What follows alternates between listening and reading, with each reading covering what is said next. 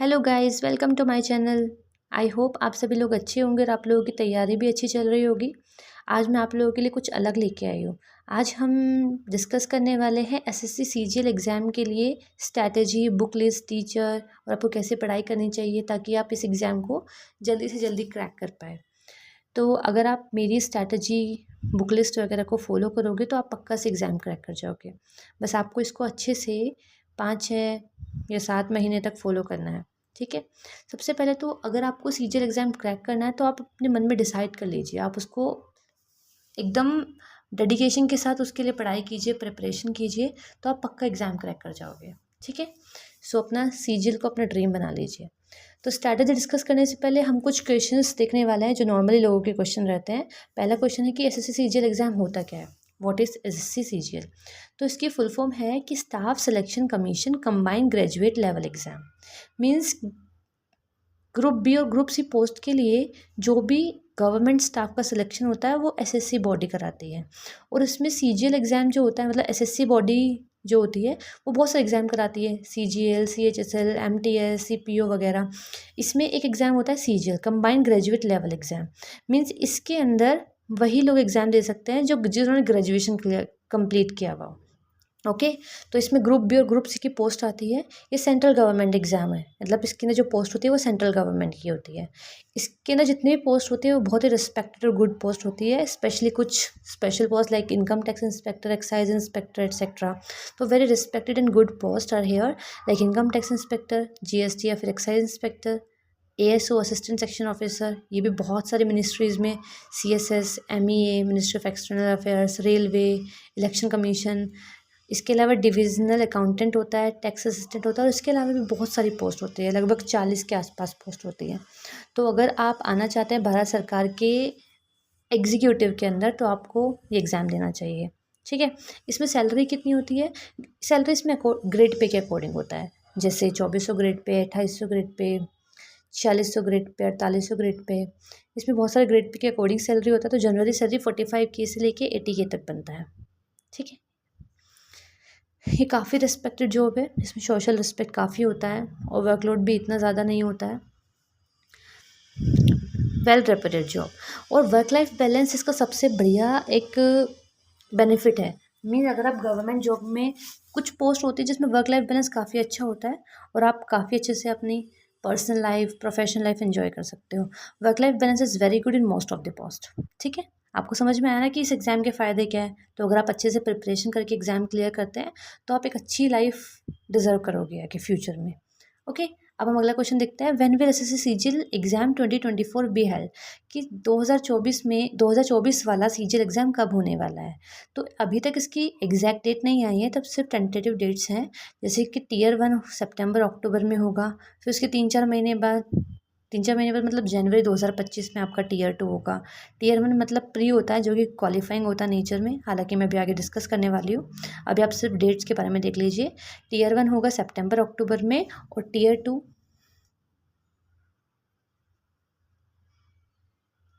आपका जनवरी में हो जाएगा ना। अगर आप अभी से स्टार्ट करते हैं तो आप कंप्लीटली मेंस तक की तैयारी कर लोगे। हालांकि प्री और मेंस की तैयारी हम एक साथ ही करनी होती है, बिकॉज सिलेबस दोनों का सेम ही होता है, बस थोड़े से डिफरेंसेस आते हैं।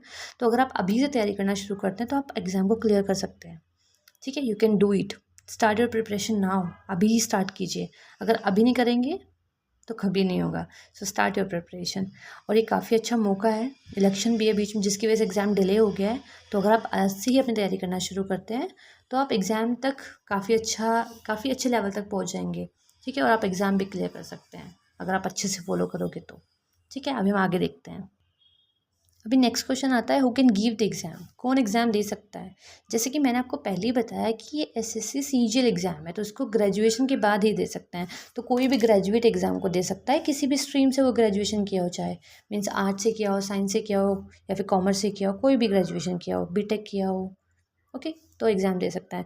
इस एग्ज़ाम में ये नहीं कि आपको टॉपर होना है, बस आपको मेहनत करनी है, मेहनत करो और जॉब लो। ठीक है। नेक्स्ट बात करते हैं पैटर्न की। एक्चुअली 2022 से पहले इसका पैटर्न अलग था, 2022 में पैटर्न चेंज हुआ है। तो जो नया पैटर्न आया हम उसके बारे में डिस्कस करने वाले हैं। ठीक है। नए पैटर्न में क्या है, बहुत सिंपल सा फंडा है, सिर्फ 2 ही एग्ज़ाम होते हैं। एक तो प्री होता है, देखिए सबसे पहले तो प्री होगा। प्री के बाद होता है मेंस। एक सिंपल तरीका है, प्री होगा, आपको प्री क्लियर करना पड़ेगा। प्री को सिर्फ आपको क्लियर करना है, इसमें क्वालिफाई होना है। कुछ कट ऑफ मार्क होते हैं, कट ऑफ मार्क मतलब कट ऑफ आती है, उस कट ऑफ से आपको ज़्यादा नंबर लेके क्वालिफाई करना है। बस ये वाले मार्क्स आपके टोटल एग्रीगेट मार्क्स में नहीं जुड़ते हैं, ठीक है, सिर्फ आपको क्वालिफाई करना है ये। You have to only clear the cut off, okay. इसके बाद आता है मेंस। मेंस इस गेम का सबसे क्रूशियल पार्ट है। मेंस ही वो रोल प्ले करता है जिससे पता लगेगा कि आप एग्ज़ाम क्लियर कर रहे हैं या नहीं कर रहे हैं, मीन्स आपको कोई जॉब मिल रही है कि नहीं मिल रही है। इसमें जो भी आपके नंबर आते हैं उससे मेरिट बनेगा, उस मेरिट के अकॉर्डिंग जो कट ऑफ निकलेगा। अगर आप कट ऑफ क्लियर कर रहे हैं और आपके नंबर भी अच्छे हैं, फिर नंबर के अकॉर्डिंग आपको पोस्ट दी जाती है। मीन्स जो अगर आपके नंबर बहुत अच्छे हैं, जैसे कि इसमें बहुत सारी पोस्ट होती है, तो जो डिमांडेड पोस्ट होती है वो अच्छे नंबर्स में मिल जाती है। मेरिट का मतलब होता है कि आपको उससे ज़्यादा नंबर आने ही चाहिए, ठीक है। तो मेंस में आपका मेरिट बनता है। उसके बाद जैसे प्री और मेंस हो जाएगा, रिजल्ट आएगा, फाइनल रिजल्ट से पहले ही पोस्ट प्रेफरेंस भरी जाती है। मैं आपको पोस्ट प्रेफरेंस के बारे में दूसरी वीडियो में बताऊंगी। अगर आप प्री क्लियर करके मेंस देते हैं तो मेंस देने के बाद रिजल्ट आने से पहले एक पोस्ट प्रेफरेंस ऑप्शन फॉर्म आता है। उस ऑप्शन फॉर्म में आपको सीजीएल में जितनी भी पोस्ट होती है उन सारी पोस्ट को अपने प्रेफरेंस के अकॉर्डिंग भरना होता है। फिर आपको आपके नंबर के अकॉर्डिंग पोस्ट मिल जाती है, अगर आप बिल्कुल मिनिमम नंबर को क्लियर करते हैं तो, ठीक है। और जितने अच्छे नंबर आपके होंगे उतनी अच्छी आपको पोस्ट मिलेगी। मतलब उतनी अच्छी का मतलब होता है आपके डिज़ायर्ड पोस्ट। मान लीजिए कि आपको अच्छी लग रही है एएसओ, तो आपकी डिज़ायर्ड वो ही ना, तो आपको जो अच्छा लग रहा है वो चूज़ कर सकते हैं ऑप्शन फॉर्म के थ्रू। फिर ऑप्शन फॉर्म भरने के बाद कुछ दिनों बाद आपका रिजल्ट आएगा। ये रिजल्ट डायरेक्ट आपको बता देगा कि आपको कौन सा पोस्ट मिला है, यानी कि आपकी डेजिग्नेशन क्या होने वाली है। देन रिजल्ट आने के बाद फिर आपको डीवी के लिए कॉल आता है। ये जो डीवी होगा वो डिपार्टमेंट का डीवी होने वाला। पहले डीवी होता था जो एसएससी के थ्रू होता था, अब डीवी डायरेक्ट डिपार्टमेंट कराता है। मान लीजिए कि आप इनकम टैक्स इंस्पेक्टर बनते हैं तो आपका डीवी इनकम टैक्स कराएगा। मान लीजिए कि आप एक्साइज में जाएंगे तो आपको एक्साइज कराएगा। डिपार्टमेंट होने के बाद फिर तो आपको पता ही क्या होगा, आपको डायरेक्ट ज्वाइनिंग के लिए बुलाया जाएगा, ठीक है। तो आपका जो मेन लक्ष्य है वो रिज़ल्ट है। आपको रिज़ल्ट पे फोकस करके अपनी प्रिपरेशन स्टार्ट करनी है, ठीक है। अब हम बात करते हैं कि पैटर्न है क्या। मैंने आपको बताया पैटर्न चेंज हुआ था 2022 में, तो अभी पैटर्न है क्या, कैसे कैसे एग्ज़ाम होता है, क्या क्या सब्जेक्ट आते हैं, मार्क्स कितने रहने वाले हैं हर सब्जेक्ट में, नंबर ऑफ़ क्वेश्चन क्या होता है, ठीक है। तो देखिए, सबसे पहले है प्रीलिम्स। प्रीलिम्स में मैंने आपको बताया क्वालिफाइंग होता है नेचर में, ठीक है। लेकिन इसमें होता क्या क्या, इसमें 4 सब्जेक्ट होते हैं, मतलब 4 सेक्शन होते हैं, रीजनिंग, जीएस, मैथ्स और इंग्लिश, ठीक है। 4 सब्जेक्ट होते हैं, उसमें 100 क्वेश्चन होते हैं टोटल, यानी कि हर सेक्शन में 25-25 क्वेश्चन होते हैं, टोटल 100 क्वेश्चन होंगे। हर क्वेश्चन 2 नंबर का होता है, तो 200 मार्क्स के हो जाएंगे। इसको आपको बस क्वालिफाई करना है, ठीक है। क्वालिफाई करने पे एक्चुअली क्या होता है कि जब आप क्वालिफाई करोगे तो उसके बाद कट ऑफ निकाली जाती है एसएससी की तरफ से। तो उसमें डबल एओ और जेएसओ पोस्ट के लिए कट ऑफ थोड़ा अलग हाई होता है, बाकी इनके अलावा बची हुई पोस्ट के लिए कट ऑफ अलग होता है, थोड़ा सा कम होता है। तो अगर आप डबल एओ और जेएसओ को टारगेट करके एग्ज़ाम देना चाहते हो तो आपको प्रीलिम्स में भी अच्छे नंबर लाने होंगे, ठीक है। अभी इनकी डबल ए और जेएसओ के बारे में हम आगे डिस्कस करेंगे, ठीक है। अभी देखते हैं कि 4 सब्जेक्ट है ना, कौन कौन से हैं। मैथ्स, रीजनिंग, इंग्लिश और जीएस है। सब में 25-25 क्वेश्चन आते हैं, यानी कि टोटल 100 क्वेश्चन हो गया। और हर क्वेश्चन 2 नंबर का होता है, तो 50 मार्क्स टोटल। मैथ्स के टोटल मैक्सिमम 50 मार्क्स है, रीजनिंग में भी 50 मार्क्स मैक्सिमम है, इंग्लिश में भी और जीएस में भी, ठीक है। 2 मार्क्स ऑफ 1 क्वेश्चन। और हाँ, 0.5 मार्क्स की नेगेटिव मार्किंग भी होती है, यानी कि 0.5 मार्क की नेगेटिव मार्किंग है यहाँ पे। इसका मतलब ये है कि अगर आप एक क्वेश्चन गलत करते हो तो आपके 1/4 मार्क्स काट लिए जाएंगे, ठीक है। और टोटल टाइम मिलता है आपको 1 घंटे का, 60 मिनट का टाइम मिलता है पूरा पेपर क्लियर करने के लिए, ठीक है। आगे देखते हैं। इसके बाद मेंस देखते हैं। मेंस में 5 सब्जेक्ट होते हैं, एक्चुअली चारों तो वो पहले हैं, बस एक कंप्यूटर इसमें ऐड हो जाता है। Maths, reasoning, English, general studies, GS और साथ में कंप्यूटर। यहाँ पे ये 4 जो है उसमें तो आपको अच्छे मार्क्स लाने पड़ेंगे, मीन्स अगर आपको क्लियर करना है एग्ज़ाम। और कंप्यूटर सिर्फ क्वालिफाइंग नेचर का होता है। कंप्यूटर में आपको एक मिनिमम मार्क्स लाने होंगे ताकि आप कंप्यूटर इस पूरे एग्ज़ाम को क्वालिफाई कर सके। अगर आप कंप्यूटर को क्वालिफाई नहीं कर पाए, मान लीजिए आपके कंप्यूटर में मार्क्स मिनिमम मार्क्स से भी कम आए, तो आपका पूरे, चाहे आपके मैथ्स में नंबर कितने भी हो, आप डिसक्वालीफाई हो जाओगे। सो क्वालिफाइंग एग्ज़ाम जो कंप्यूटर का है वो आपको क्लियर करना ही पड़ेगा, ठीक है। तो इन 5 में maths, reasoning, English, GS, computer के बाद एक डाटा एंट्री स्पीड टेस्ट मतलब टाइपिंग होता है। टाइपिंग को भी आपको क्वालिफाई करना होता है। कुछ पोस्ट के लिए। एक्चुअली कुछ पोस्ट में टाइपिंग की नीड होती है, कुछ पोस्ट में टाइपिंग की नीड नहीं होती है। ठीक है, मैं आपको एक अलग वीडियो में बताऊंगी कि किस पोस्ट में टाइपिंग चाहिए, किस पोस्ट में टाइपिंग नहीं चाहिए। हर पोस्ट की एलिजिबिलिटी हम डिस्कस करेंगे। ठीक है, अभी हम देखते हैं कि मेंस में एग्जाम होता किस किस तरीके से है। तो मेंस में क्या होता है, 2 सेशन होते हैं, सेशन 1 एंड सेशन 2। इनके बीच में आपको गैप मिलता है, मतलब एक ब्रेक मिलता है। तो अब मान लीजिए आप मेंस देने जा रहे हैं, तो मेंस देने जब आप जाओगे तो आपका पेपर होता है एक पहले, ये सेशन 1 वाला। फिर थोड़ा आपको गैप मिलता है बीच में 1-1.5 घंटे का। फिर आपका दूसरा पेपर होता है सेकंड सेशन वाला, जिसमें सिर्फ टाइपिंग होती है। तो ये सेकंड सेशन में सिर्फ टाइपिंग है, 15 मिनट की टाइपिंग होती है। लेकिन हम इसके से पहले हम इसको डिस्कस करते हैं। सेशन 1 में क्या होता है। सेशन 1 में 3 सेक्शन होते हैं पूरे पेपर में, section 1, section 2 and section 3। Section 1 में 2 मॉड्यूल्स होते हैं, मैथ्स और रीजनिंग का। ये सेक्शन 1 है ना, इसमें 2 मॉड्यूल मैथ्स और रीजनिंग। सेक्शन 2 में भी 2 मॉड्यूल इंग्लिश और जीएस। और सेक्शन 3 में अलग से एक मॉड्यूल कंप्यूटर।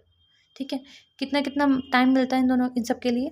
सेक्शन 1 में मैथ्स और रीजनिंग दोनों को एक साथ कंप्लीट करने के लिए आपको 1 घंटा मिलता है, कंबाइन 1 घंटा मिलता है, मतलब 60 मिनट सिर्फ सेक्शन 1 के लिए कंबाइन। ठीक है, फिर सेक्शन 2 के लिए इंग्लिश और जीएस दोनों के लिए कंबाइन 60 मिनट आपको मिलता है। लेकिन ये अगर आप मान लीजिए दोनों के लिए कंबाइन 120 मिनट्स नहीं मिलता, इसके लिए अलग 60 मिनट। फिर ये खत्म हो जाएगा, ये वाला सेक्शन शुरू होगा, इसके लिए अलग 60 मिनट। फिर ये सेक्शन खत्म हो जाएगा, फिर ये वाला सेक्शन आएगा जिसमें कंप्यूटर होगा, और इसके लिए आपको 15 मिनट्स मिलेगी। आप समझ रहे हो कि मान लीजिए कि आपके 60 मिनट्स में रीजनिंग के सारे क्वेश्चन, मतलब मैथ्स और रीजनिंग के सारे क्वेश्चन नहीं हो पाए और टाइम खत्म हो गया, तो फिर आप इस वाले सेक्शन जब शुरू हो जाएगा तो आप ये वाले क्वेश्चन नहीं कर पाओगे। इसके लिए जो टाइम है वो अलग है, इसके लिए टाइम अलग है, और इसके लिए अलग है। ठीक है, एक बार उसके बारे में पूरा देख लेते हैं। सेक्शन 2 में टाइपिंग है। ठीक है, मैं नीचे डिस्कस करने वाली हूँ, maths, reasoning, English, GS, computer, typing. तो आपके लिए ये 6 चीज़ें इंपॉर्टेंट है, जिनको आपको पढ़ के जॉब लेनी है। बिकॉज आपके जो नंबर इनमें अच्छे आने चाहिए, और आपका ये और ये क्वालिफाई होना चाहिए। ठीक है, देखिए सेक्शन 1 में मैथ्स रीजनिंग है ना, दोनों में 30 क्वेश्चन आते हैं, और ईच क्वेश्चन 3 मार्क्स का है। तो मैथ्स भी 90 मार्क्स का हो गया, रीजनिंग भी 90 मार्क्स का हो गया। ठीक है, इन दोनों के लिए कंबाइन आपको 1 आवर मिलेगा।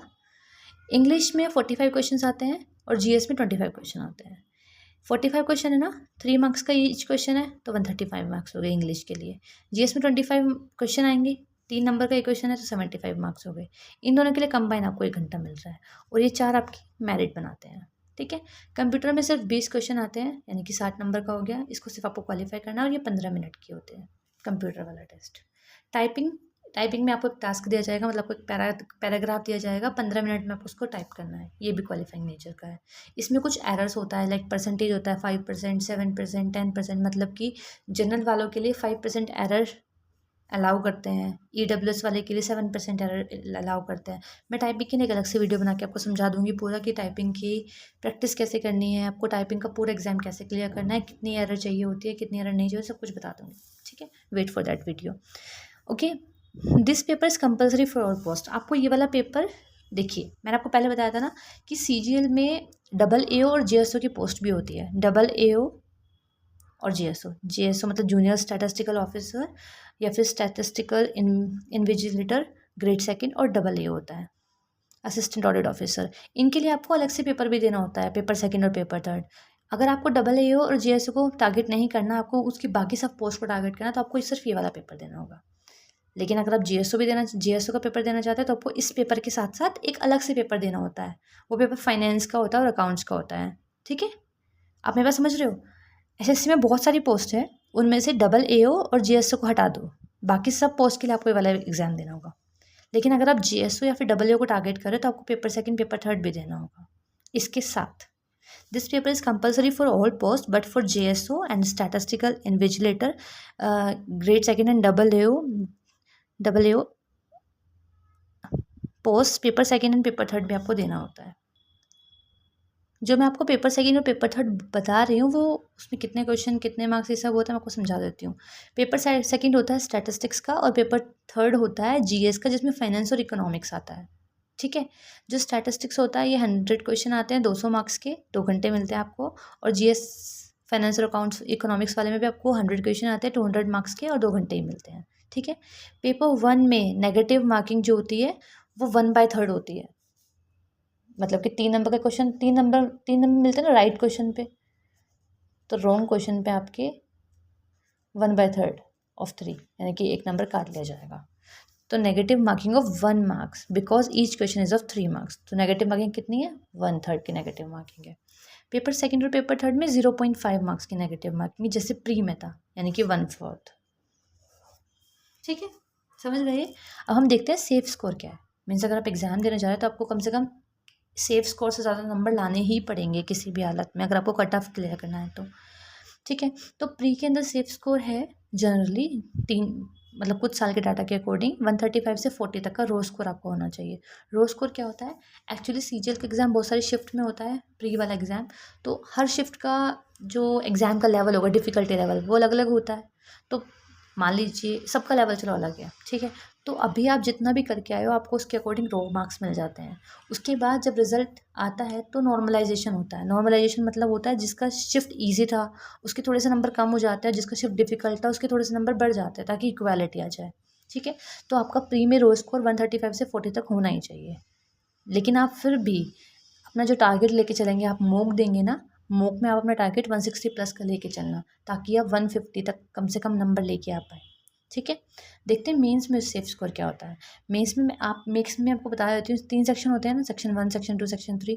आपको तीनों सेक्शन तो कम से कम क्वालिफाई करने ही है। उसके बाद ही देखा जाएगा कि अगर मान लीजिए आप सेक्शन 1 को क्वालिफाई नहीं कर पाए और आपके सेक्शन 2 में बहुत अच्छे मार्क्स हैं, सेक्शन 3 में भी अच्छे मार्क्स हैं, तो आप डिस्क्वालीफाई हो जाएंगे। आपको तीनों सेक्शन को क्वालिफाई तो करना ही पड़ेगा। तो जो भी उसका एक कट ऑफ मार्क्स होगा वो तो क्लियर करना ही पड़ेगा। उसके बाद आपके मार्क्स ज़्यादा है कम है उसके अकॉर्डिंग आपको पोस्ट मिलता है। ठीक है, तो सेक्शनल कट ऑफ तो क्लियर होना ही चाहिए। अब मैं आपको बताती हूँ, मैथ्स रीजनिंग में 90 नंबर आ रहे हैं तो 180 मार्क्स का हो गया। इंग्लिश और जीएस में 135, 75 टू 10 मार्क्स का हो गया। टोटल 390 मार्क्स है। तो 390 मार्क्स में कंप्यूटर भी देख लेते हैं। कंप्यूटर में 60 मार्क्स का होता है। कंप्यूटर के मार्क्स ऐड नहीं होते हैं फाइनल नंबर में, लेकिन इसको आपको क्वालिफाई करना है। तो क्वालिफाइंग के लिए इसके सिर्फ 18 मार्क्स है, लेकिन आप कोशिश कीजिए कि आप इसमें कम से कम 30 तक मार्क्स लेके आ जाए, ताकि आपको कभी भी ये प्रॉब्लम ना रहे कि आप कंप्यूटर क्वालिफाई नहीं कर पाएंगे। बिकॉज बहुत बार जब 2022 में पहली बार स्टार्ट हुआ था ये पैटर्न, तो बहुत बच्चे कंप्यूटर में फेल हो गए थे, जिसकी वजह से उनके इसमें अच्छे मार्क्स होते हुए भी वो लोग एग्ज़ाम क्वालिफाई नहीं कर पाए, मतलब एग्ज़ाम क्लियर नहीं कर पाए, उनको कोई पोस्ट नहीं मिला है। तो आप कंप्यूटर को भी थोड़ा सीरियस लीजिएगा। टाइपिंग में 27 से 30 वर्ड पर मिनट होना चाहिए। आप जब प्रैक्टिस करें तो आपका 40 प्लस का टारगेट रहे कम से कम। अब देखते हैं कि ये है ना, इसकी वजह से मेरिट बन रही है ना, इसमें कितने नंबर आपके होने चाहिए। तो कम से कम आपके 330 प्लस मार्क्स होने चाहिए। और अगर आपको बहुत अच्छी पोस्ट चाहिए तो आपका 350 प्लस का होना चाहिए। तो आपकी मनपसंद पोस्ट मिल जाएगी अपनी मनपसंद लोकेशन पे। क्योंकि बहुत लोगों को ये दिक्कत होती है, जैसे कि मुझे, आपको मनपसंद पोस्ट तो मिल जाती है लेकिन मनपसंद यानी कि डिज़ायर्ड लोकेशन नहीं मिलती। तो अगर आपको डिज़ायर्ड पोस्ट डिज़ायर्ड लोकेशन दोनों चीज़ चाहिए तो आप अपने बहुत अच्छे मार्क्स का टारगेट रखिए और बहुत अच्छे मार्क्स लेके आइए। अगर आपका 350 प्लस मार्क्स रहते तो आपको चांसेस है कि आपको डिज़ायर्ड लोकेशन भी मिल जाए। आप अपने मॉक में टारगेट 350 प्लस का रखिएगा। ठीक है, आगे देखते हैं। हमने देख लिया है कि एग्ज़ाम है क्या, सीजीएल क्या है, उसका पैटर्न क्या है, कौन कौन से सब्जेक्ट आते हैं, कितने मार्क्स चाहिए होते हैं, सेफ स्कोर क्या है। अब हम देखने वाले हैं कि स्टार्ट कैसे करें। अगर आप बिल्कुल बिगनिंग से शुरू कर रहे हो, आप बिगनियर्स हो, तो आपको कैसे शुरुआत करनी चाहिए ताकि आप अच्छे मार्क्स से अपनी डिज़ायर्ड पोस्ट और डिज़ायर्ड लोकेशन तक पहुंच सके। ठीक है, सबसे पहले तो अगर आप कोई भी एग्ज़ाम देना चाहते हैं, सीजीएल हो या फिर कोई भी हो, आपको खुद से मेंटली प्रिपेयर होना चाहिए। आप अपने मन को, अपने दिमाग को प्रिपेयर कीजिए कि आपको एग्ज़ाम देना है, ताकि आप उस एग्ज़ाम की तरफ सेंटर्ड हो सके। तो फर्स्ट स्टेप क्या है, खुद को मेंटली प्रिपेयर करें। अगर आप खुद को मेंटली प्रिपेयर कर लेते हैं, उसके बाद आप 6 से 7 महीने तक डेली 8 घंटे डेली पढ़ाई करते हैं, तो आप पक्का एग्ज़ाम निकालेंगे, गारंटी। लेकिन ऐसा नहीं कि आपको 8 घंटे ही पढ़ना है, आप अपने रिक्वायरमेंट के अकॉर्डिंग पढ़िए। आपको जितना टाइम मिलता है आप उतना टाइम पढ़िए, कम ज़्यादा। मान लीजिए आप जॉब करते हैं तो आपको इतना टाइम नहीं मिल पाएगा, लेकिन आप जितना भी पढ़ें ना उसका आउटकम 100% होना चाहिए। ऐसा नहीं कि आप पूरे दिन बुक लेके बैठे हैं लेकिन आपको कुछ आउटकम ही नहीं आ रहा, आपको कुछ समझ ही नहीं आ रहा, आप क्वेश्चन नहीं सॉल्व कर पा रहे हैं। ये तब होता है जब आप मेंटली प्रिपेयर नहीं होते हैं, जब आपके दिमाग में और भी चीज़ें चल रही होती है, आप डिस्ट्रैक्शन के साथ होते हैं। तो आपको अगर कोई एग्ज़ाम क्लियर करना है तो आप चाहे आप स्कूल लाइफ में, कॉलेज में टॉपर्स ना रहे हो, आप बहुत एवरेज स्टूडेंट हो, वीक स्टूडेंट हो, इससे कोई फ़र्क नहीं पड़ता है। अगर आप तैयार है, आपका दिमाग तैयार है, मेहनत करने के लिए रेडी है, आप 1 साल तक, कुछ महीने तक आप पढ़ाई कर सकते हैं। ठीक है, तो आप एग्ज़ाम क्लियर कर लेंगे, मैं गारंटी देती हूँ, पक्का आप क्लियर कर सकते हैं। तो इसलिए कभी भी कोई भी एग्ज़ाम देने से पहले खुद को प्रिपेयर कीजिए, अपने दिमाग को प्रिपेयर कीजिए।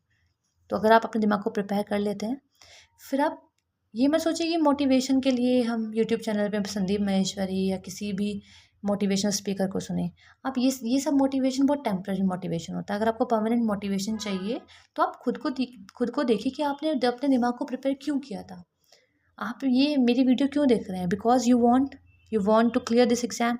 तो अगर आप कोई भी चीज़ करना चाहते हैं, तो उसका मोटिवेशन आपका खुद के अंदर से आना चाहिए। लाइक अगर आप चाहते हैं एसएससी सीजीएल एग्ज़ाम क्लियर करके कुछ भी जॉब पाना, like income tax officer income tax inspector बनना चाहते हैं, या फिर आप एएसओ बनना चाहते हैं, तो ये आपका खुद का डिसीजन है। आपको वो पोस्ट चाहिए, आपको वो पोस्ट चार्मिंग लग रही है, तो आप अपने लिए, अपनी फैमिली के लिए, दोस्तों के लिए आप ये पोस्ट चाह रहे हैं, तो आपका मोटिवेशन वहीं से मिल जाएगा। अपनी फैमिली को देखिए, आप आपके मम्मी पापा आपको बहुत मेहनत करके पढ़ाते हैं, तो अगर आप उनको एक बहुत अच्छा रिटर्न देना चाहते हैं, तो ये आपकी बेस्ट जॉब है। ओके, तो सबसे पहले मेंटली प्रिपेयर हो जाइए, और फिर मोटिवेशन के लिए खुद से मोटिवेशन लाइए। ठीक है, उसके बाद आप डिस्ट्रैक्शन से थोड़ा दूर रहे। कुछ जब तक कि आप प्रिपरेशन करें, तब तक आप कोई भी डिस्ट्रैक्शन को अपने आसपास ना आने दें। कोई भी अपने आप को डिमोरलाइज ना होने दें। अगर कुछ लोग कह रहे हैं कि आप नहीं कर पाएंगे, तो आप उनकी बात सुनिए मत, आप पक्का कर पाएंगे। ठीक है, अगर आप कुछ भी सोच सकते हो, तो आप वो कर सकते हो, पक्का से कर सकते हो। इसलिए डिस्ट्रैक्शन, लोगों के ताने, मोबाइल फ़ोन, सोशल मीडिया सबसे थोड़ा दूर रहिए कुछ टाइम के लिए, और फिर स्टार्ट कीजिए। कुछ पर्टिकुलर सोर्सेज को सिलेक्ट करिए। आप देखिए, जब भी आप यूट्यूब पे देखेंगे, तो सबकी बुक लिस्ट अलग होती है, सब अलग अलग सोर्स से पढ़े होते हैं। आप अपना सोर्स ढूंढिए। मैं जो आपको बताऊंगी ज़रूरी नहीं आप वो देखें, ये मैं सिर्फ आपको अपना बताऊंगी। आप अपने अकॉर्डिंग अपना बुक लिस्ट सेलेक्ट कर सकते हैं, सोर्स सेलेक्ट कर सकते हैं, और जो भी आप सेलेक्ट करोगे आप उस पर ही स्टिक रहिए। आप सिर्फ उसी से पढ़िए, बार बार चेंज मत कीजिए कि अभी हम किरण पब्लिकेशन की बुक से पढ़ रहे थे, अब पिनाकल की बुक से पढ़ेंगे, उसके बाद इससे पढ़ेंगे। अगर आपके पास टाइम है, तो आप डिफरेंट डिफरेंट बुक्स से क्वेश्चन प्रैक्टिस कर सकते हैं, लेकिन ये नहीं कि आप बार बार चेंज कर रहे हैं, नहीं इससे कुछ नहीं हो रहा है, दूसरे से करते हैं, ऐसा नहीं है। आप कुछ पर्टिकुलर सोर्सेज को सिलेक्ट कर लीजिए और फिर तैयारी में लग जाइए। बार बार प्रैक्टिस और रिविजन करें, इसमें बस यही चाहिए। आपको बहुत बार प्रैक्टिस करना है, स्पेशली प्रीवियस ईयर के जो क्वेश्चन हैं उनको प्रैक्टिस करना है। आप बस प्रैक्टिस करते रहिए, रिवीजन करते रहिए। एक बार सिलेबस कंप्लीट करने के बाद आपका काम सिर्फ यही रहेगा, मॉक देना, प्रैक्टिस करना, बस। और हाँ, सबसे बढ़िया बात यह है कि आप मैनिफेस्ट कीजिए कि आपको AIR 1 चाहिए। आप अपना टारगेट बहुत ऊंचा रखिए। जितना ऊंचा टारगेट होगा, आपको उतनी ही अच्छी चीज़ें मिलती है, मतलब उतनी अच्छी चीज़ों को आप एक्वायर कर पाते हो। ठीक है, तो एम फॉर द बेस्ट। आप अभी से सोच लीजिए कि मुझे AIR 1 चाहिए। अगर आप सोच के रखोगे ना कि मुझे AIR 1 चाहिए, तो आपको पक्का आप रैंक कर तो बन ही जाओगे। लेकिन सोचने वाली बात, सोच ऐसा नहीं कि सिर्फ सोच के बैठ गए। जब आप सोचोगे, आपके मन में बार बार चीज़ें आती रहेगी कि हाँ मुझे रैंक 1 लाना है, रैंक 1 लाना है, तो आप वैसा ही काम करोगे। ठीक है, फिर सिलेबस को अच्छे से समझे। देन ये तो हो गई सिर्फ दिमाग वाली बातें, मीन्स आपको अपने मन को प्रिपेयर करना है, डिस्ट्रैक्शन दूर रहना है, सोर्सेज सेलेक्ट करने हैं, ये प्रिपरेशन से पहले वाली चीज़ें हैं। बात आती है कि प्रिपरेशन करते हुए जब फर्स्ट पॉइंट आता है, यह सिलेबस को अच्छे से देखना, सिलेबस कैसे है, और प्रीवियस ईयर पेपर को देखना। तो सिलेबस को अच्छे से समझे, देन स्टार्ट करें प्रिपरेशन, और सिलेबस के साथ साथ प्रीवियस ईयर क्वेश्चंस को, इन दोनों चीज़ों को अगर आप देख लेते हैं, फिर तैयारी स्टार्ट करते हैं, तो पक्का गारंटेड आप एक अच्छे लेवल तक पहुंच जाओगे। ठीक है, लेकिन फर्स्ट ऑफ ऑल ये है कि आपको मेंटली तैयार होना है। ठीक है, नेक्स्ट अब देखते हैं करना कैसे है। सिलेबस अच्छे से देखो कि क्या क्या पढ़ना है, देन उसको यूट्यूब या किसी टीचर बुक की हेल्प से पूरा कंप्लीट करो। सबसे पहले क्या करना है, सिलेबस देखना है, फिर यूट्यूब पे कोई टीचर, या फिर आप अगर कोई पेड कोर्स लेना चाहते हैं किसी टीचर का, तो वो बुक, इन दोनों की हेल्प से पूरा सिलेबस कंप्लीट करो। जैसे सिलेबस कंप्लीट हो जाता है, उसके बाद आपको मॉक लगाने हैं, प्रैक्टिस करना है, बस। ठीक है, सबसे इंपॉर्टेंट रोल है प्रीवियस ईयर पेपर का। तो प्रीवियस ईयर के एग्जाम पेपर को ध्यान में रखकर तैयारी करना है आपको। 80% पेपर प्रीवियस ईयर पर बेस्ड होता है, तो प्रीवियस ईयर क्वेश्चन तो आपको याद होने ही चाहिए, हर क्वेश्चन आपको याद होना चाहिए, रट जाने चाहिए क्वेश्चन। आगे देखते हैं, नेक्स्ट है मॉक। मॉक जैसे मैंने आपको बताया ना, रिविज़न। आप सिलेबस कंप्लीट करने के बाद रिवीजन करते हैं, तो आपको रिवीजन के साथ साथ मॉक लगाना है। मॉक मतलब होता है मॉक टेस्ट, मीन्स जैसे एग्ज़ाम आता है, वैसा ही उसकी प्रैक्टिस करने के लिए मॉक होता है। मॉक के लिए आप लिव बोर्ड, टेक्स्ट बुक, इनको रेफ़र कर सकते हैं। बाकी मैं मॉक कैसे देना चाहिए, उसका एनालिसिस कैसे करना चाहिए, उसके ऊपर आपको एक वीडियो बना के समझाने वाली हूँ। ठीक है, तो मॉक में क्या है, सिलेबस फिनिश होते हैं आपको मॉक लगाने शुरू करने हैं। इंपॉर्टेंट पार्ट होता है मॉक एनालिसिस कैसे करना है। मॉक एनालिसिस अगर आप अच्छे से कर पा रहे हो, अपनी वीकनेस को अच्छे से देख पा रहे हो, उन पे काम कर पा रहे हो, तो आपकी जो वीकनेस है, मतलब जहाँ पे आपके नंबर नहीं आ रहे हैं, वो शायद इम्प्रूव होना शुरू कर जाएगा। ठीक है, आगे देखते हैं how to complete the syllabus. अभी हमने देख लिया सिलेबस, आपको मैं बताऊंगी सिलेबस के लिए अलग वीडियो बनाती हूँ। बाकी आपको पता ही है अभी सिलेबस में 4 सब्जेक्ट है, तो 4 सब्जेक्ट का कुछ कुछ पार्ट आता है। मैं बताती हूँ आपको इसको कंप्लीट कैसे करना है सिलेबस को। ठीक है, तो सबसे पहले बुक लिस्ट चूज़ करनी है, देन उन्हीं को बार बार प्रैक्टिस और रिवाइज करना है। मैं आपको अपनी बुक लिस्ट बता रही हूँ, आप मेरी बुक लिस्ट के अकॉर्डिंग अगर आपको ये अच्छा लगे तो आप इनको चूज़ कर सकते हैं, अदरवाइज़ आप चेंज भी कर सकते हैं कुछ कुछ चीज़ें। सबसे पहले मैथ्स की बात करते हैं। मैथ्स में मैंने कंसेप्ट किए थे यूट्यूब की हेल्प से। यूट्यूब में आप कोई भी टीचर ले सकते हैं। मैं अपने टीचर बता रही हूँ, मैंने अभिनय शर्मा सर को चूज़ किया था। मैंने उनसे कंसेप्ट पढ़े थे और उन्होंने काफ़ी अच्छे पढ़ाए थे। आप लोग अभिनय शर्मा सर से पढ़ सकते हैं, और मैंने भी यूट्यूब पे जो चैनल बनाया उसमें मैं वीडियोस डाल रही हूँ, आप मेरी वीडियोस भी सिलेक्ट कर सकते हैं। ठीक है, अगर आपको कोई टीचर सिलेक्ट करना है तो आपको पेड या फ्री, हालांकि फ्री बहुत सारी वीडियोस अवेलेबल है, तो आपकी मर्जी है, आप पेड कोर्स भी चूज़ कर सकते हैं, फ्री कोर्स भी चूज़ कर सकते हैं। जैसे आपके कंसेप्ट क्लियर होते हैं, आप नोट्स बनाते रहिए कंसेप्ट के साथ साथ। आपको जो भी पढ़ाया जा रहा है एक ही क्वेश्चन का नोट्स बना लीजिए। लाइक आप मेरे से पढ़ते तो आप मेरी सारी वीडियोस में जो भी क्वेश्चन हैं उन सबके नोट्स अपने आप से बना लीजिए, प्रैक्टिस क्वेश्चन के नोट्स बना लीजिए। अभिनय सर से पढ़ते हैं तो उनके भी जो वो पढ़ाते हैं सब कुछ का नोट्स बना लीजिए। उसके बाद आप उस नोट्स को भी रिवाइज़ कीजिए कई बार। आप अपने पूरे जो नोट्स प्रिपेयर किए उसको बार बार रिवाइज़ करते रहिए। फिर आप प्रैक्टिस कीजिए। राकेश यादव की बुक से मैंने प्रैक्टिस किया था। राकेश यादव की प्रीवियस ईयर की बुक आती है, या फिर आप पिनेकल की बुक भी चूज़ कर सकते हैं, बट मैंने राकेश यादव की बुक से प्रैक्टिस किया था। जैसी प्रैक्टिस हो जाएगा आपका, इस बुक को आप कम से कम 3 या 4 बार कंप्लीट कर लीजिए, मिनिमम 1 या 2 बार। ठीक है, जैसे ये बुक कंप्लीट हो जाएगा और साथ साथ भी आप मॉक लगा सकते हैं। मॉक दीजिए बहुत सारे। टेक्स्ट बुक पे चैप्टर टेस्ट, सेक्शनल टेस्ट और प्री फुल टेस्ट, बहुत सारी चीज़ें अवेलेबल है। आप बहुत सारी प्रैक्टिस कर सकते हैं। मैथ्स की अलग से, मैथ्स की सिर्फ मैथ्स के टेस्ट भी आते हैं। आप बस, आपको अगर प्रैक्टिस करें तो आप मॉक देते रहिए, इससे आपको काफ़ी इंप्रूवमेंट होता है। ठीक है, मैथ्स में इतना। इंग्लिश में देखिए, एक्चुअली इंग्लिश में 3 पोर्शन है, ग्रामर, वोकैब और कॉम्प्रिहेंशन। तो ग्रामर के लिए मैंने सिलेक्ट किया था plinth to paramount volume 2। Neetu Singh की बुक है ये, वॉल्यूम 2 वाली। आप इस बुक को इंग्लिश के लिए बाइबल मान लीजिए। इस बुक में इंग्लिश का पूरा ग्रामर पोर्शन दे रखा है। आप इस बुक को कम से कम 5, 6, 7, 8 बार पढ़िए।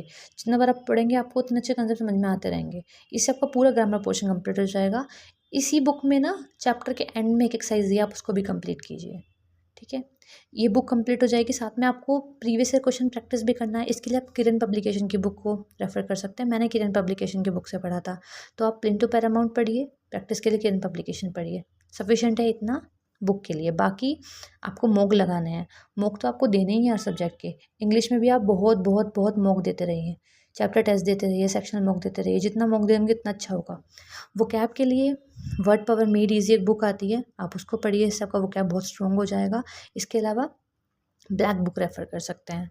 ठीक है, कॉम्प्रिहेंशन पार्ट के लिए आपको रीडिंग अच्छी, आपको मतलब रीडिंग स्किल्स देखते हैं इसमें हमारे, तो आप इसके लिए कोई भी इंग्लिश न्यूज़पेपर या बुक्स पढ़ सकते हैं। इसके अलावा आप प्रैक्टिस कीजिए, जो किरण की बुक आती है उसमें बहुत सारे क्वेश्चन दिए जाते हैं प्रीवियस ईयर के, आप उससे प्रैक्टिस कर सकते हैं। ठीक है, सिलेबस क्या होगा, मतलब कॉम्प्रिहेंशन में क्या क्या आता है। जैसे कॉम्प्रिहेंशन में रीडिंग कॉम्प्रिहेंशन के अलावा क्लोज टेस्ट भी आते हैं और पैराग्राफ्स, पैराजम्बल्स आते हैं। तो मैं आपको ये सिलेबस अलग से बता दूंगी, बट आपको अभी मैं बता दी कि क्या क्या आपको करना है। ठीक है, उसके अलावा आपको सेक्शनल बुक दे दें इंग्लिश में। आगे देखते हैं रीजनिंग। रीजनिंग तो काफ़ी ईजी पार्ट है इस पूरे जर्नी का। तो रीजनिंग के लिए आपको सबसे पहले कंसेप्ट देखने हैं।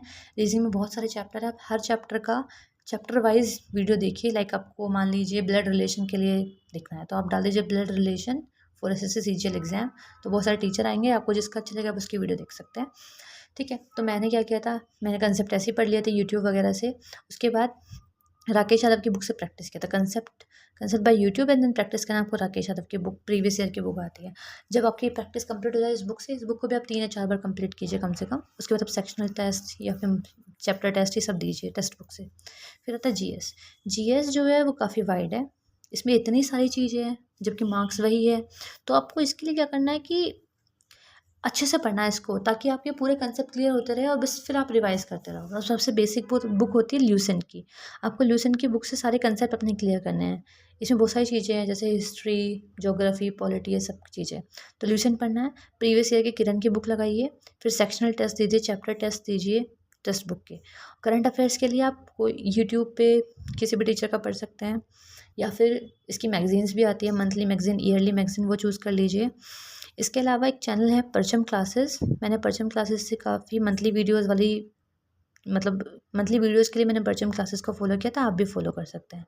कंप्यूटर के लिए आपको बस क्या करना है, पूरे पूरे मतलब पूरे के पूरे जो भी एग्ज़ाम में आने वाला सिलेबस है उसकी पूरी एक पीडीएफ आती है। आरबीई की पीडीएफ को आप रेफ़र कर सकते हैं।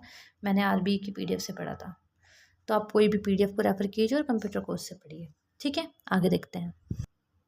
अभी तक मैंने आपको बहुत कंसाइजली बताया है कि हर जितने भी आपके सब्जेक्ट है उसमें वो कौन कौन सी बुक्स लेनी है, और कोई कोई टीचर्स के बारे में और कुछ यूट्यूब चैनल्स के बारे में मैंने आपको बताया है।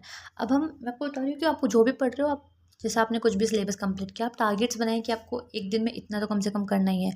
छोटे छोटे टारगेट्स बनाएं, उनको पूरा कीजिए। ठीक है, टारगेट सेट करके पढ़ाई करेंगे तो आपका जल्दी सिलेबस कंप्लीट हो जाएगा। अब मैं आपको एक बार वाइडली पूरे सब्जेक्ट के बारे में बताना चाहती हूँ कि आपको पूरे सब्जेक्ट को कैसे क्लियर करना है, क्या क्या चीज़ें होती है। जैसे मैथ्स में कुछ इंपॉर्टेंट चीज़ें लाइक कैलकुलेशन स्किल्स मैटर करती है, फॉर्मूला मैटर करता है। मैं आपको पूरा एक बार अच्छे समझाने वाली हूँ, हर चैप्टर का अलग अलग, मैथ्स का, रीजनिंग का, इंग्लिश, जीएस, सबका। सबसे पहले आता है मैथ्स। देखिए, सबसे पहले मैं आपको बताऊँगी कि मैथ्स को आपको कम से कम कितना तो पढ़ना ही है पूरे दिन में। तो आपको मैथ्स को 3 से 4 घंटे पढ़ना है। बाकी आपके ऊपर डिपेंड करता है कि आप कितना जल्दी समझते हैं चीज़ों को। अगर आप 3 से 4 घंटा मैथ्स को पढ़ेंगे तो आप 6 महीने के अंदर एग्ज़ाम को देने लायक हो जाएँगे। तो आप 3 से 4 घंटा मैथ को पढ़िए। सबसे पहले आपको क्या करना है, मैथ्स में बेसिक क्लियर करना है अपने। बेसिक क्लियर करने का मतलब आपको कॉन्सेप्ट क्लियर करने हैं, एकदम से प्रैक्टिस के लिए नहीं बैठ जाना है कि आप बस प्रैक्टिस बुक ले रहे हैं प्रीवियस ईयर राकेश यादव की और प्रैक्टिस करना शुरू कर रहे हैं। पहले आपको कंसेप्ट क्लियर करना बहुत ज़रूरी है। इसके लिए आप कोई भी टीचर देख लीजिए यूट्यूब पे, मैंने आपको बता दिया, अभिनव सर, या फिर आप मुझे फॉलो कर सकते हैं। ठीक है, उसके बाद नोट्स प्रिपेयर कीजिए। नोट्स जो प्रिपेयर किया उसको रिवाइज करते रहिए बार बार। प्रीवियस ईयर पेपर से क्वेश्चन प्रैक्टिस करना है, मैंने आपको उसके लिए राकेश यादव बुक बताया है। फिर आपको सेक्शनल मॉक और फुल मॉक लगाना है। ठीक है, ये सब हो जाता है।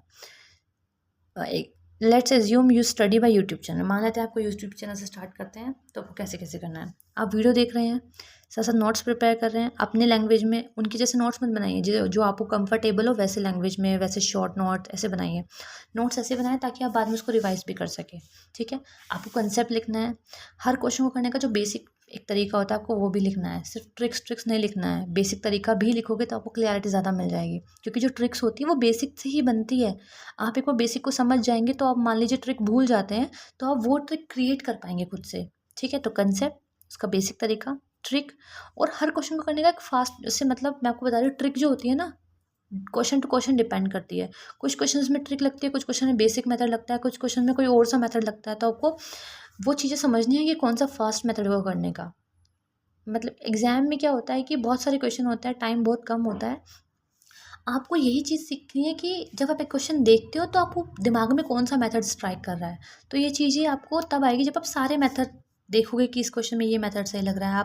आप खुले दिमाग से सोच के चलो कि सिर्फ एक मेथड पे स्टिक नहीं रहना है, और फिर एक प्रैक्टिस करते जाना है ताकि आप ये सीख पाओ कि कौन से क्वेश्चन में कौन सा मेथड अप्लाई करना होता है। क्योंकि आपको सारे मेथड आने ही चाहिए, और आपको ये भी पता होना चाहिए कि कौन से क्वेश्चन में किस टाइप का मेथड लगता है।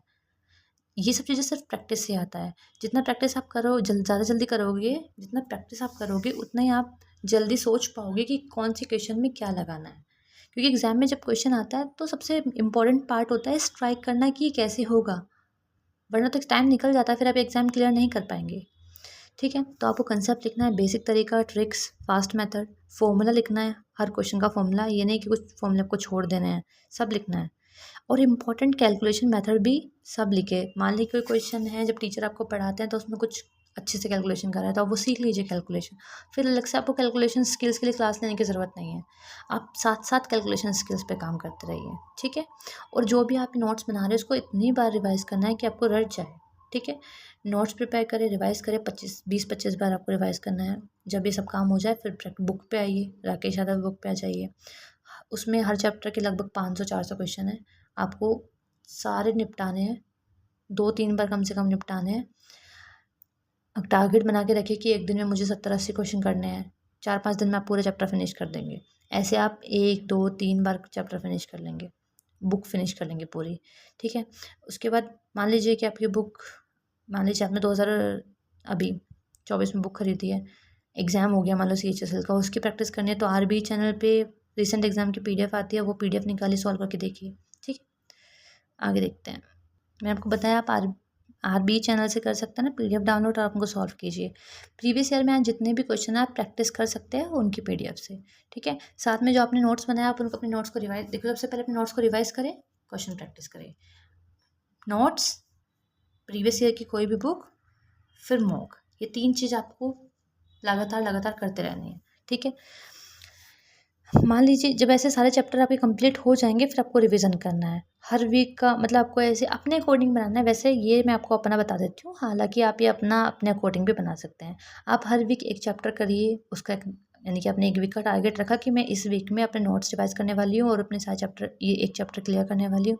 नेक्स्ट वीक आएगा, नेक्स्ट चैप्टर कीजिए और जो पिछले वाले चैप्टर है उसको एक बार हल्का सा देख लीजिए कि आपने क्या क्या पढ़ा था इसमें। एग्जाम तक आप ये रिविज़न करते रहिए, ठीक है। राकेश यादव की बुक को कम से कम 3 बार तो रिवाइज करें। मॉक दे ज़्यादा से ज़्यादा, जितना आप ज़्यादा मॉक दे सकते हो उतना बेटर होगा। मॉक सॉल्विंग वीडियो देखिए कि मॉक कैसे सॉल्व करना चाहिए, या फिर कुछ टीचर्स होते हैं जो मॉक्स की वीडियो बनाते हैं कि इस लाइव मॉक की वीडियो बनाते हैं, आप वो देख सकते हैं, ठीक है। मॉक कैसे देना है और एनालिसिस कैसे करना है इसको मैं आपको एक अलग वीडियो में बताऊंगी, ठीक है। मैथ्स में सिंपल है, रिविज़न, सिलेबस कंप्लीट करने के बाद रिविज़न और मॉक, ये 2 चीज़ें आप करिए, आपका सिलेक्शन पक्का, ठीक है। आगे देखते हैं, आगे और चैप्टर्स की स्ट्रैटेजी देखते हैं। अब हम देखने वाले हैं कि रीजनिंग में क्या करना है। देखिए रीजनिंग में आप डेली 1 से 1.5 घंटा दीजिए, बहुत है। और बाकी अगर आपको थोड़ा हार्ड लग रहा है तो आप टाइम चेंज कर सकते हैं, आप मैथ्स में थोड़ा कम करके रीजनिंग में बढ़ा सकते हैं। पर आप अगर 1 से 1.5 घंटा तक डेली रीजनिंग करेंगे डेली, तो आप 6-7 महीने में एग्जाम देने लायक हो जाएंगे, ठीक है। सबसे पहले क्या करना है, रीजनिंग में भी कंसेप्ट क्लियर करने हैं। आप यूट्यूब वीडियोस रेफर कर सकते हैं, इसमें आप topic wise YouTube video check कीजिएगा, ठीक है। तो इसमें क्या है, सबसे पहले आपको नोट्स बनाने हैं। नोट्स में आपको ट्रिक्स लिखनी है, टाइप वाइज क्वेश्चन, मतलब जैसे मान लीजिए कि कोई चैप्टर है उसमें 5 टाइप के क्वेश्चन आते हैं, तो आपको ट्रिक्स लिखनी है और आपको हर टाइप का एक एक क्वेश्चन अपने नोट्स में नोट कर लेना है ताकि आप उसको रिवाइज कर पाए, ठीक है। क्योंकि बुक से एकदम से इतना सारा रिवाइज करना आसान नहीं होता ना, तो आप अपने नोट्स में हर टाइप का एक क्वेश्चन लिख लीजिए ताकि आपको रिविज़न करते वक्त ईजी पड़े, ठीक है।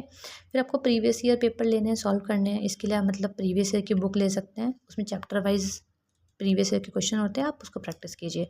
मैंने आपको बताया इसके लिए कि आप राकेश यादव की बुक ले सकते हैं और आरबी की पीडीएफ भी ले सकते हैं।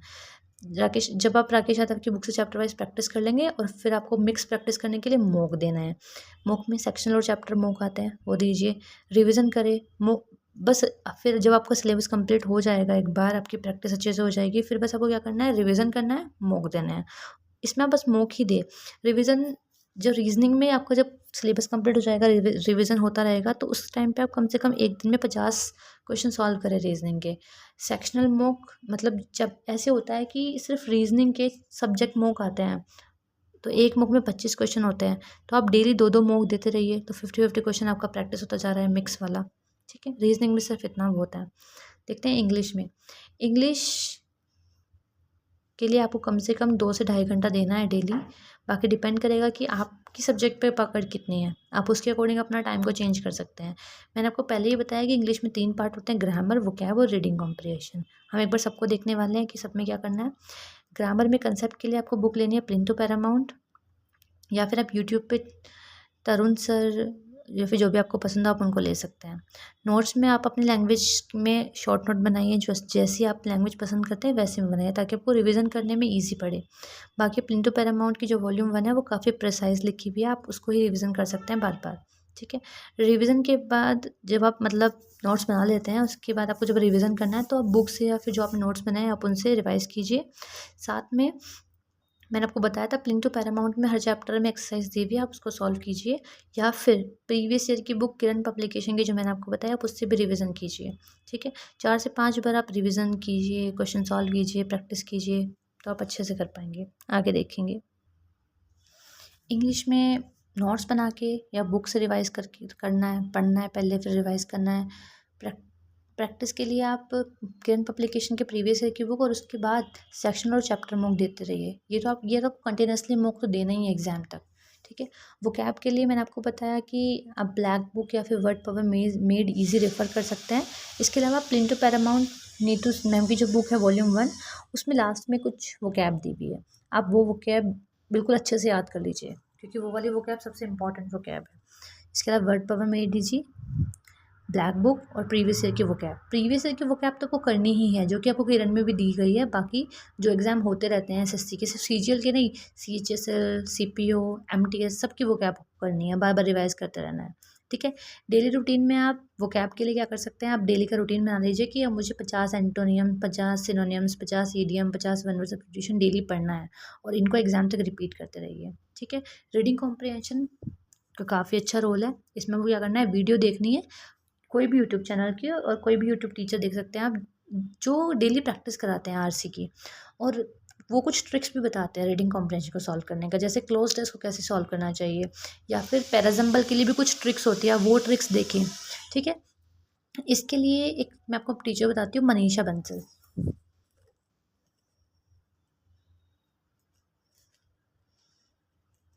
आप इन मैम को फॉलो कर सकते हैं रीडिंग कॉम्प्रिहेंशन के लिए। ठीक है। फिर जो भी इन्होंने बताया, ट्रिक्स बताई है, जो भी कुछ इंपॉर्टेंट बात है, आप उनको नोट्स में लिख लीजिए, ताकि जब भी आप क्वेश्चन सॉल्व करें आपको वो याद आते रहे। ठीक है। जब आपकी वीडियो आप कंसेप्ट क्लियर कर लेते हैं, नोट्स बना लेते हैं, फिर आपको प्रैक्टिस करना है। प्रैक्टिस के लिए आप सबसे इंपॉर्टेंट, सबसे मतलब बढ़िया सोर्स क्या है, प्रीवियस ईयर के क्वेश्चन। प्रीवियस ईयर जो हमने किरण पब्लिकेशन की ली थी, उसमें सब रीडिंग कॉम्प्रिहेंशन अवेलेबल है। आप reading comprehension, cloze test, parajumble सबकी प्रैक्टिस कीजिए। टारगेट बना लो कि डेली मुझे 1 से 2 RC, क्लॉज टेस्ट और पैराजम्बल सॉल्व करना ही है। इसके अलावा मैं आपको एक और चीज़ बता रही हूँ, एक चैनल है इंग्लिश माध्यम चैनल, आपको ये टेलीग्राम पे मिल जाएगा। इनका डेली मॉक का PDF आता है, आप वो सॉल्व कीजिए। एक एडिटोरियल का PDF आता है, वो भी सॉल्व कर सकते हैं। उसमें आपका पूरा इंग्लिश का सब चीज़ क्लियर हो जाएगी, मतलब कॉम्प्रिहेंशन के साथ वोकैब, ग्रामर, सब चीज़ें। ठीक है। फिर उसके बाद आप सेक्शनल मॉक और चैप्टर मॉक लगाना शुरू कीजिए। ठीक है। अब देखते हैं सिलेबस का सबसे वाइड वाला पार्ट, जिसमें हर बच्चा फंस जाता है, GS, जनरल स्टडीज़। इसमें बहुत सारी चीज़ें हैं, history, polity, economics, geography, physics, chemistry, biology, computer, static, GK, current affairs. तो आपको इन सबको क्लियर करना है। सबसे पहले तो इम्पॉर्टेंट है, सबके कंसेप्ट क्लियर करने हैं आपको, जितने भी सब्जेक्ट दिख रहे हैं। फिर आपको स्टैटिक, GK और करंट अफेयर्स भी याद करना है। ठीक है। तो ये काफ़ी वाइड है। तो सबसे इसके लिए इम्पॉर्टेंट है कि आप वाइजली कोई कंटेंट चूज़ कीजिए, और उस लिमिटेड रखें अपने कंटेंट को, और बस बार बार रिवाइज करते रहें। और सबसे मतलब जो इसका एक टारगेटेड एरिया है, वो है प्रीवियस ईयर के क्वेश्चन। आप प्रीवियस ईयर क्वेश्चन के सेट लगाते रहे, मतलब मॉक प्रैक्टिस करते रहे प्रीवियस ईयर की, या फिर प्रीवियस ईयर की बुक से क्वेश्चन प्रैक्टिस करते रहे। सबसे पहले कैसे कैसे करना है मैं आपको बताती हूँ। सबसे पहले आपको कोई भी वीडियोस या बुक को चूज़ करना है, वहाँ से सारे सब्जेक्ट को समझना है। यूट्यूब चैनल में आपको बताती हूँ, परमार सर, परचम क्लासेस, GV विटमोवर, या फिर एग्जाम क्वेस्ट। एग्जाम क्वेस्ट में काफ़ी बढ़िया तरीके से क्रिस्प वीडियो बनाई हुई है, पूरे एक टॉपिक की, लाइक फिजिक्स की पूरी एक वीडियो बनाई हुई है, केमिस्ट्री की अलग बनाई हुई है, हिस्ट्री की अलग बनाई हुई है। आप लोग वो रेफर कर सकते हैं, बहुत ही अच्छी वीडियोज़ है। फुल टॉपिक वीडियोस मिल जाएगी, वेरी कंसाइज और गुड कंटेंट है, आप इसके लिए जा सकते हैं। फिर उसके बाद अपनी लैंग्वेज में नोट्स बनाएं, टू द पॉइंट होना चाहिए। और परमार सर भी काफ़ी अच्छा पढ़ाते हैं। इनकी एक सीरीज़ आती है प्रीवियस ईयर पेपर वाली, उसमें वो पूरे प्रीवियस ईयर के सेट को क्लियर कराते हैं। आप इनको भी इनका पढ़ सकते हैं। इन्होंने अपना बैच भी चलाया हुआ है, आप ज्वाइन कर सकते हैं। अपनी लैंग्वेज में नोट्स बनाएं, जो भी आप पढ़ रहे हो, जिस भी टीचर से या फिर जिस भी यूट्यूब चैनल से पढ़ रहे हो, आप नोट्स अपनी लैंग्वेज में बनाएं, एकदम टू द पॉइंट नोट बनाएं, ताकि आप उसको बार बार रिवाइज कर सकें। इसका कोई फ़ायदा नहीं होगा कि आप सिर्फ नोट्स बना रहे हैं और उसको पढ़ नहीं रहे हैं। तो इसलिए नोट्स वैसे बनाएं जिसको बार बार रिवाइज कर सके। ठीक है। फैक्ट बेस्ड बनाएं और चार्ट फॉर्म में बनाएं, ताकि आपको समझना ईजी हो। जब आपको ये हो जाता है, वीडियोस देख लेते हैं, मतलब पढ़ लेते हैं, नोट्स बना लेते हैं, फिर आपको नोट्स रिवाइज करते करते प्रीवियस ईयर की बुक लगानी है। किरण की बुक मैंने रेफ़र किया था, आप कोई भी बुक ले सकते हैं। ठीक है। प्रीवियस ईयर के साथ साथ आप सेक्शनल और चैप्टर मॉक भी लगाते रहे टेक्स्ट बुक पे, जिससे आपको नए नए क्वेश्चंस का पता लगता रहेगा, और जो पहले क्वेश्चन आ चुके हैं उनका पता लगता रहेगा। और एग्ज़ाम जैसी प्रैक्टिस भी होती रहेगी। एग्जाम में जब क्वेश्चन आएगा तो आप कैसे टैकल करेंगे, कभी कभी ऑप्शन से क्वेश्चन टैकल करना भी ईजी होता है ना, तो वो भी सीख पाएंगे मॉक के थ्रू। ठीक है। ये सब सब्जेक्ट हो गए। बाकी करंट अफेयर्स और स्टैटिक GK के लिए अलग मैं आपको बताती हूँ। करंट अफेयर्स में परचम क्लासेस की मंथली वीडियोज़ आती हैं, और परमार सर की भी वीडियोज़ है। बाकी इंडो लोगोस एक चैनल है, जिसका करंट अफेयर्स में बढ़िया कंटेंट है, आप वो भी देख सकते हैं। इसके अलावा ईयरली कंटेंट देखना है, अगर आपको मतलब कुछ ज़्यादा डेली डेली नहीं देखना है, ईयरली आप एक बार एक मैगज़ीन खरीद लीजिए स्पीडी की, जिसमें आप पूरा प्रैक्टिस कर सकते हैं। ठीक है। लेकिन इंपॉर्टेंट वही है, रिवीजन, आपको रिवीजन करते रहना है। स्टैटिक GK की बात करते हैं। स्टैटिक GK मतलब पूरा जनरल नॉलेज वाला चीज़ें। इसके लिए वैसे तो यूट्यूब पे बहुत सारे चैनल हैं, आप ट्रिक्स वाले चैनल भी आते हैं यूट्यूब पे, आप ट्रिक्स वीडियोस देख सकते हैं ताकि वो आपके दिमाग में बने रहे। बाकी परचम क्लासेस के या स्टैटिक जीके वाली वीडियोस देखिए, उसमें जो मैम है उन्होंने काफ़ी ट्रिक से याद कराया हुआ है, वो देख सकते हैं। वरना बहुत सारी PDF अवेलेबल है टेलीग्राम चैनल पे या फिर उस पर यूट्यूब पे, आप देख सकते हैं और ट्रिक्स वीडियो देख सकते हैं। ठीक है, आगे देखिए। अब आते हैं last part of this video.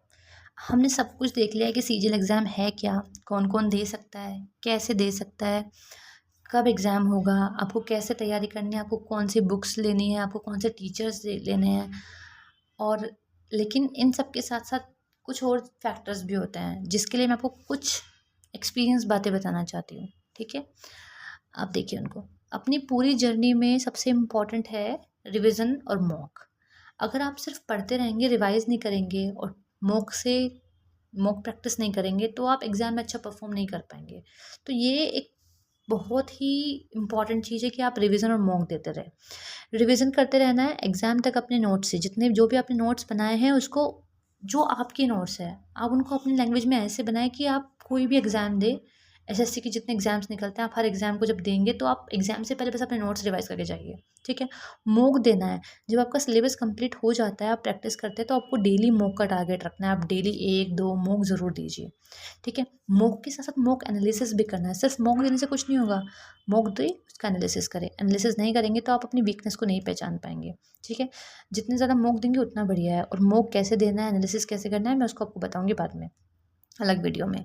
फिर कंसिस्टेंसी इंपॉर्टेंट है। ये नहीं कि आप अभी 1 हफ्ते तक लगातार आपने बढ़िया बढ़िया से पढ़ा, फिर नेक्स्ट वीक आप कुछ नहीं पढ़ रहे हैं, आप सिर्फ सो रहे हैं, पार्टी कर रहे हैं, कुछ नहीं कर रहे हैं। ऐसा नहीं है, आपको डेली ज़रूर कुछ ना कुछ पढ़ना है। अगर आप एक दिन बहुत बिजी है, आप ज़्यादा नहीं पढ़ पा रहे हैं तो कम पढ़िए, लेकिन पढ़िए ज़रूर। ठीक है, अगर आप डेली का डेली करते हैं, जो मैं आपको बता रही हूँ स्ट्रैटेजी फॉलो करते हैं, तो आप पक्का से सक्सेस को अचीव कर लेंगे। लेकिन इम्पॉर्टेंट है कंसिस्टेंट रहना। ठीक है, मोटिवेट रहिए। डीमोटिवेशन तो आता ही है, सबकी लाइफ में आता है। जब भी आप कोई भी एग्ज़ाम देते हैं और आप नहीं कर पाते हैं, मान लीजिए एक एग्ज़ाम क्लियर, तो आप एकदम डिमोरलाइज हो जाएंगे। आप सोचेंगे कि नहीं मैं कुछ नहीं कर पाऊँगा। ऐसा कुछ नहीं है। अगर आप एक बार फेल होते हैं तो ज़रूरी नहीं है आप दूसरी बार भी फेल हो। आप अपने आप को वापस से उठाइए और वापस से तैयारी करना शुरू कीजिए। ठीक है, तो डिमोटिवेशन जब भी आए आप सोच लीजिए अपने मोटिवेशन, मतलब क्या मोटिवेशन मैंने आपको बताया था कि आप क्यों स्टार्ट कर रहे हैं, कि आपने जो मोटिवेशन शुरू में अपने दिमाग में रखा था, आप उसी मोटिवेशन को वापस से सोचिए। ठीक है, जब भी डिमोरलाइज हो, ख़राब लगे, एक डीप ब्रीथ लीजिए और वापस से शुरुआत कर दीजिए। आपको कोई मोटिवेशनल वीडियो देखने की नीड नहीं है। अपनी फैमिली, मम्मी पापा को देखना, खुद मोटिवेशन आ जाएगा। ये सच बात है। ठीक है, आप फॉलो कीजिएगा। 100% यू विल गॉट सिलेक्शन अगर तुम ये सारी चीज़ें करते हो। इसके लिए आपको मैनिफेस्ट करना है। मैनिफेस्ट कीजिए आज ही कि मैं सिलेक्शन ले लूँगा। ये मत सोचिए कि नहीं हो पाएगा। आप अगर सोचेंगे ना हो पाएगा, पॉजिटिव रहेंगे कि हाँ मैं तो कर लूँगा, बल्कि मैं AIR 1 ला सकता हूँ, तो आप पक्का कुछ भी कर सकते हैं। तो आज ही मैनिफेस्ट करो कि मैं एग्ज़ाम क्लियर करूँगा, अच्छे से करूँगा। पहले मेंटली प्रिपेयर होना है, फिर मैनिफेस्ट करते जाना है। जहाँ भी आप पढ़ रहे हो, आपकी स्टडी टेबल है, उसके सामने लगा लीजिए टारगेट 2024 रैंक 1, अभी नहीं तो कभी नहीं, the time will be mine, वगैरह वगैरह। जो भी आपको मोटिवेशनल कोट लगता हो आप उसको अच्छे से अपने टेबल के सामने लगा सकते हैं। और हमेशा मोटिवेशन के लिए ज़रूरी है कि आप अपने उस क्यों को फाइंड करें कि किस लिए आपने तैयारी शुरू की थी। और हमेशा मोटिवेट रहने के लिए आपको अपने मम्मी पापा सबसे बात करते रहना है, अपने दोस्तों से बात करते रहना है। नेगेटिव लोगों की बात ना सुने, हमेशा पॉजिटिव रहे। अगर आप पॉजिटिव रहेंगे तो आपका आगे आने वाला जो टाइम होता है वो पॉजिटिव अपने आप हो जाता है। ठीक है, आपकी बॉडी पॉजिटिव रहती है। ठीक है, thank you for watching my video. I hope मेरी वीडियो से आपकी हेल्प हो पाए। और आपको कुछ भी डाउट हो तो आप कमेंट बॉक्स में डाल सकते हैं, मैं आपकी हेल्प कर दूँगी। आपको किसी और टॉपिक पे कुछ वीडियो चाहिए हो, लाइक आपको सिर्फ कोई एक सब्जेक्ट के ऊपर आपको कुछ सिलेबस एनालिसिस चाहिए, तो आप मुझे कमेंट बॉक्स में बता सकते हैं। Thank you for watching.